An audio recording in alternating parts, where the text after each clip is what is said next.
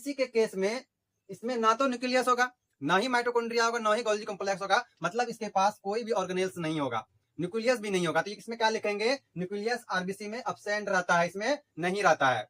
तब भैया अगर इसके पास न्यूक्लियस नहीं है, इसके पास माइटोकॉन्ड्रिया नहीं है, गोल्जी कॉम्प्लेक्स कुछ भी नहीं है, जिसके पास है क्या, इसके पास एक है हीमोग्लोबिन नामक पिगमेंट रहता है। जो हीमोग्लोबिन क्या करता है, हीमोग्लोबिन करता है कि ऑक्सीजन को बाइंड करता है, ऑक्सीजन को बाइंड करके क्या करेगा, उसको ये लाता है अपने सेल तक, अपने टिश्यू तक। जिस सेल को जरूरत है, जिस टिश्यू को जरूरत है, वहां जाके ये वहां छोड़ देगा। और उधर उधर से साथ में लाएगा क्या, कि जो वेस्ट मटेरियल बना था उस सेल का, जैसे CO2 व CO2 लाके हमारे लंग्स में छोड़ देगा। हेलो डियर स्टूडेंट, कैसे हैं? आज हम लेके आए आरबीसी, रेड ब्लड सेल्स। ये क्या है, हम लोग पिछले लेक्चर में पढ़े थे ब्लड के बारे में। तो ब्लड का जब हम लोग स्टडी किए तो ब्लड में हमको क्या देखने को मिला कि ब्लड का दो भाग होता है ब्लड में।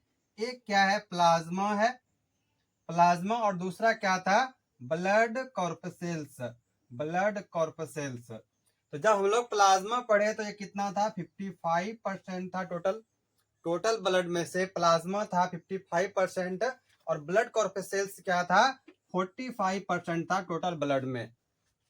अब देखो, जब हम लोग प्लाज्मा पढ़ लिए पूरा, उसके बाद क्या था, ब्लड कॉर्पसेल्स था। आप लोग प्लाज्मा का लेक्चर देख सकते हैं, इससे पहले बनाए हैं। आज है हम लोग का ब्लड कॉर्पसेल्स में, इसका 3 भाग था, आरबीसी, डब्ल्यूबीसी और तीसरा क्या था, प्लेटलेट्स। ये 3 में से आज हम लोग स्टडी करने वाले वो है हमारा आरबीसी।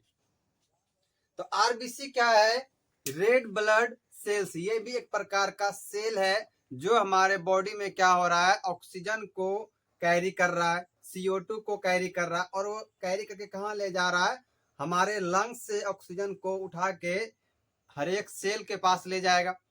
और सेल के पास जो CO2, जो वेस्ट मटेरियल CO2 बना है, उसको फिर वापस लाता है लंग्स में।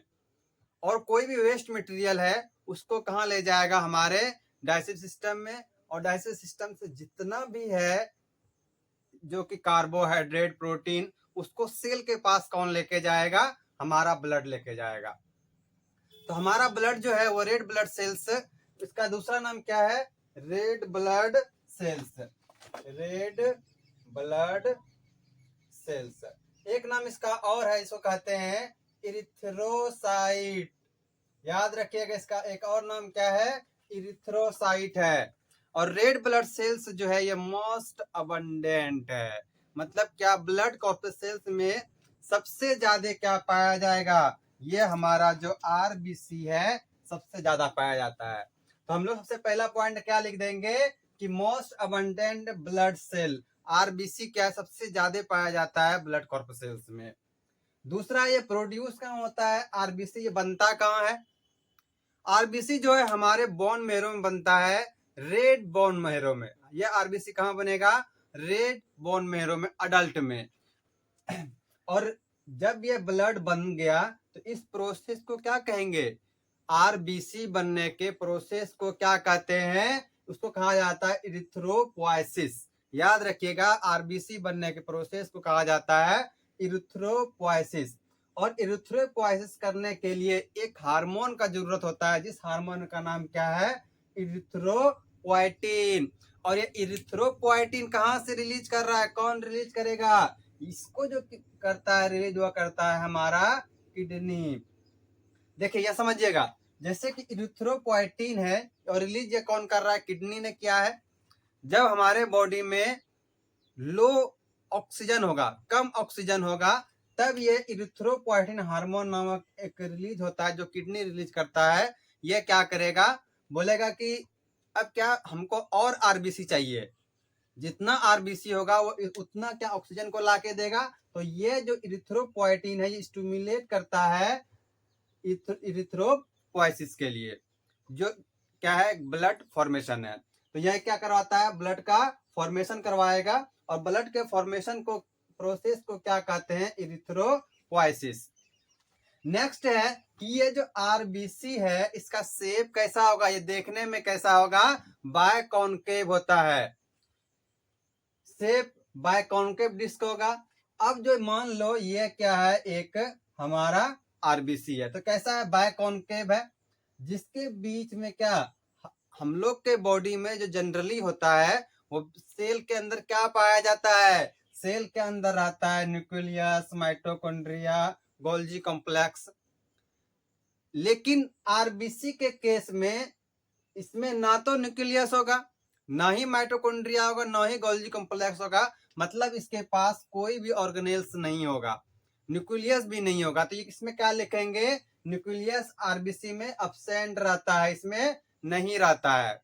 तब भैया अगर इसके पास न्यूक्लियस नहीं है, इसके पास माइटोकॉन्ड्रिया नहीं है, गोल्जी कॉम्प्लेक्स कुछ भी नहीं है, तो इसके पास है क्या, इसके पास एक है हीमोग्लोबिन नामक पिगमेंट रहता है। जो हीमोग्लोबिन क्या करता है, हीमोग्लोबिन करता है कि ऑक्सीजन को बाइंड करता है, ऑक्सीजन को बाइंड करके क्या करेगा, उसको ये लाता है अपने सेल तक, अपने टिश्यू तक, जिस सेल को जरूरत है, जिस टिश्यू को जरूरत है वहां जाके ये वहां छोड़ देगा। और उधर उधर से साथ में लाएगा क्या, कि जो वेस्ट मटेरियल बना था उस सेल का, जैसे CO2 व CO2 लाके हमारे लंग्स में छोड़ देगा।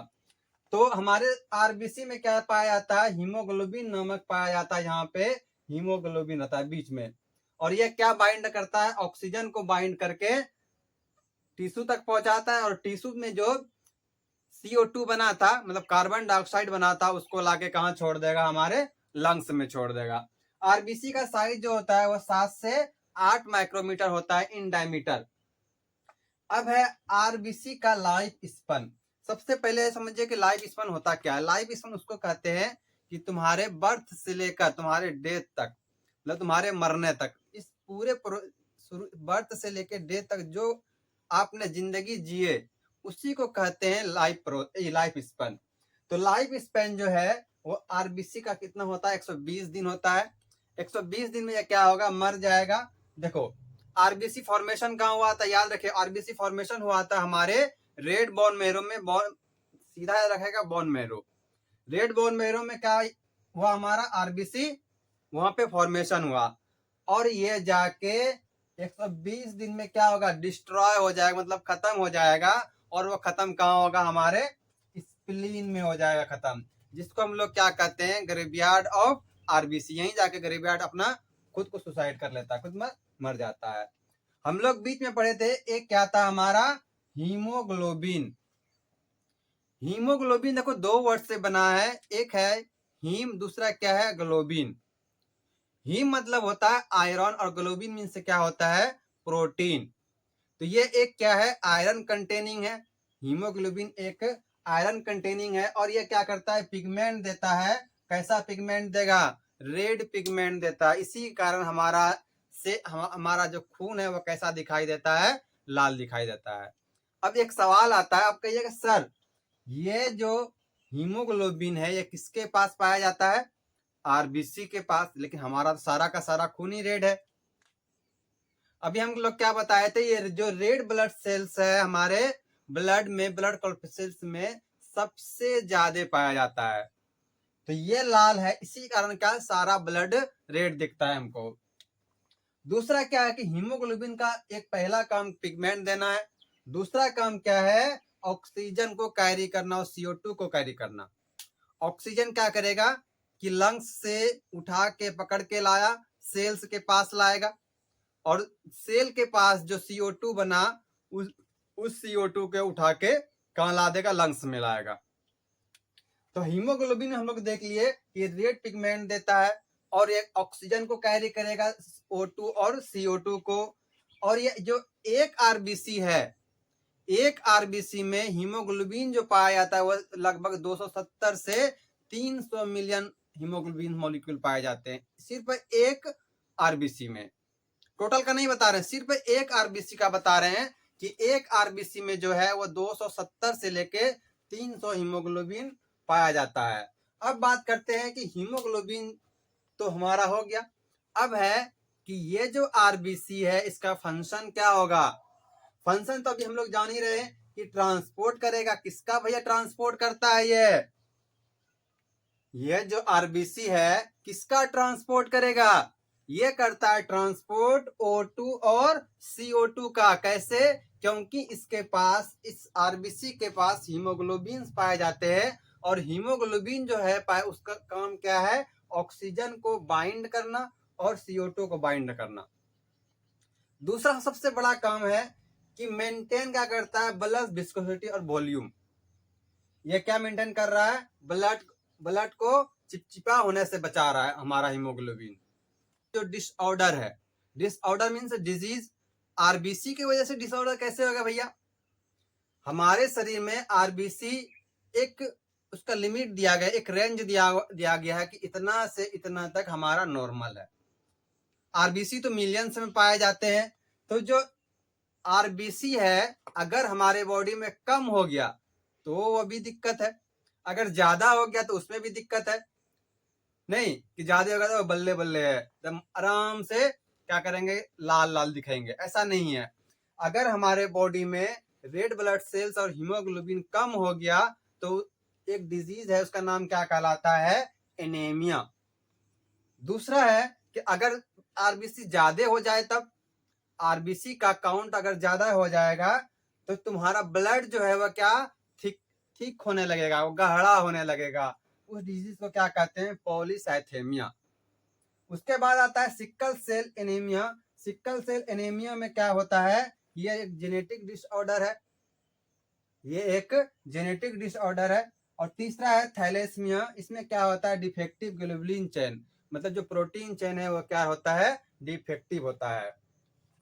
तो हम लोग एक क्विक रिवीजन कर लेते हैं कि हम लोग क्या देखे, आरबीसी मतलब रेड ब्लड सेल्स, ये फिर उसको क्या कहते हैं, दूसरा नाम इरिथ्रोसाइट्स कहा जाता है। और ये फॉर्मेशन कहाँ होता है, हमारे रेड बोन मैरो में। जब ये फॉर्मेशन हुआ हमारे रेड बोन मैरो में, तो वहां पे एक हार्मोन्स रिलीज होता है, इसका नाम क्या है, इरिथ्रोपोइटिन। और ये इरिथ्रोपोइटिन क्या करता है, स्टिमुलेट करता है ब्लड फॉर्मेशन के लिए। जैसे क्या, हम लोग का ब्लड फॉर्मेशन क्या कहलाता है, इरिथ्रोपोइसिस। वो इरिथ्रोपोइसिस के लिए क्या करेगा, स्टिमुलेट करता है कौन सा हार्मोन, इरिथ्रोपोइटिन। और इरिथ्रोपोइटिन ये कौन रिलीज कर रहा है, हमारा किडनी रिलीज करेगा। जब हमारे बॉडी में क्या होता है, आरबीसी ऑक्सीजन की कमी होती है, जब ऑक्सीजन की कमी होगा तो हमारे किडनी से एक हार्मोन निकला, इसका नाम अभी क्या बताया, इरिथ्रोपोइटिन। वो इरिथ्रोपोइटिन कब निकलता है, जब तुम्हारे बॉडी में ऑक्सीजन की कमी होगी। वो निकल के क्या करेगा, स्टिमुलेट करेगा ब्लड फॉर्मेशन के लिए। और ब्लड फॉर्मेशन जब होता है तो उस प्रोसेस को हम लोग क्या करते हैं, इरिथ्रोपोइसिस करते हैं। तो भैया ये कहाँ पे बना हमारा, जाके आरबीसी में वो हमारे रेड बोन मैरो में ये फॉर्मेशन हुआ। तो इसका लाइफ स्पन जो होता है वो 120 दिन का होता है, और 120 दिन वो क्या होगा, फिर डिस्ट्रॉय हो जाएगा। और कहाँ पे जाके डिस्ट्रॉय होगा, हमारे स्प्लीन में, जिसको कि ग्रेवयार्ड ऑफ आरबीसी कहते हैं, वहां जाके वो खुद सुसाइड कर लेता है।